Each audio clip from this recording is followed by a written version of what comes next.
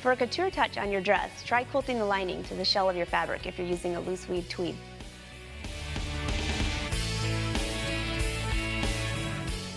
Hi, I'm Angela Wolf, a fashion designer and online instructor, and I'm going to talk a little bit about hemming dresses. I have a few different ones here to show you some of the most common. This is one of my favorites. This is a triple stitch, and it's great with stretch fabric. On the inside of this one, this is a thicker fabric, so I just serged the edge, folded it up my hem, or folded up the fabric for the hem, and then stitched from this side with a triple stitch. The other main hem is just a blind hem, which is this. So let me show you both of these. For the triple stitch, on your machine, there's a stitch that looks like this. It's 3 lines. Choose that stitch, and the big key here is to do a longer stitch length. So see how long your machine will go. This one goes to a 4.0, so I'm gonna leave it there. So what I've done here is I've folded my fabric over twice. So this is my hem. Make sure on your dress that you allow for the extra amount. Now you can make this hem really thin, like a jean hem. You could make it thick. This one here, it just looks good. Do whatever you need for your dress. It could be a wide one, even 2 or 3 inches. So let me show you how to stitch this. Fold it over. Just go to your machine, and right on the edge, you have to stitch from the right side of the garment, and just stitch right along the edge of your folded hem. And if it's not perfect, don't worry, nobody sees the inside of your dress except for you. And it just stitches. I'm just gonna go a little ways here so you can see what this looks like. It just goes back and forth. If you don't have the triple stitch, you could always run 2 or 3 spools of thread through the same needle. That's another trick. Let's see what this. I'm using different colored thread just so you can see what I'm doing. Minus that little loop right there. This looks really nice. And look at this. It stretches without breaking. The back side of this looks like a chain stitch, which you see often in ready-to-wear. And you can do a second row. I'm just going to do one more here.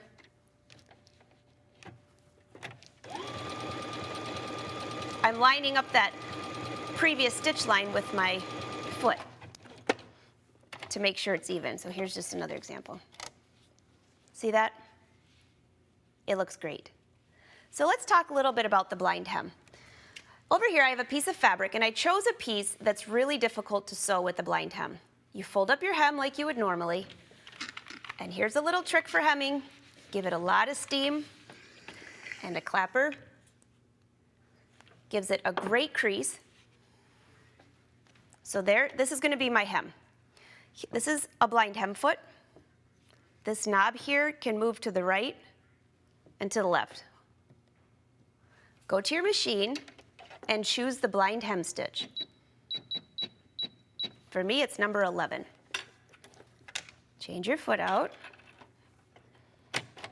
Now for the blind hem, you'll see the stitch. It just kind of goes and then has a few zigzags. So I'm going to fold my fabric back, and I purposely did not serge this just so you could see what's going on here. Just line up your fabric. I'm going to move this in just a little bit. That plastic will adjust, so you need to test a swatch of fabric first. So let's see what we have. Again, I have folded. This is the wrong side of the fabric. Here was my hem, and I folded it back, lining the fold right up into that plastic. See what it looks like on your hem? So if this was serged, you wouldn't even see that. Now from the right side of the garment, you can just barely see those little stitches. You just want to make sure they're as small as possible. Like this one here, that's too big. You would have to make it smaller. So in order to make that smaller, you would move the plastic foot to the left.